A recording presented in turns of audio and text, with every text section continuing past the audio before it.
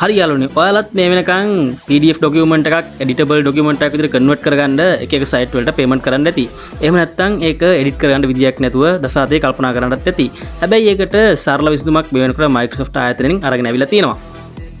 ඉතින් මේ option එක තියෙන්නේ අලුත්ම Microsoft 365 Office version එකේ තමයි මේ option එක අපිට බලා ගන්න පුළුවන් වෙන්නේ. ඉතින් ඔයාලට මේ දැන් පේන document එක PDF format එකේ තියෙන document එකක්. ඉතින් අපි මේක කොහොමද editable document එකක් විදිහට convert කරගන්න කියලා බලමු. ඉතින් හරි සරලයි හරි ලේසි. ඔයාලට තියෙන්නේ Office package එකේ Word document එකක් open කරගන්න. Word document එකක් open කරගත්තාන් පස්සේ ඒකේ file open menu එකට ගිහිල්ලා open කියන option එක click කරායින් පස්සේ ඔයාලට පුළුවන් සරලවම PDF document එක තියෙන location එකට ගිහිල්ලා ඒ PDF document එක open කරගන්න. ඉතින් විනාඩියක් විතර ගියායින් පස්සේ මේ වගේ ඔයාලට message box එකක් එයි.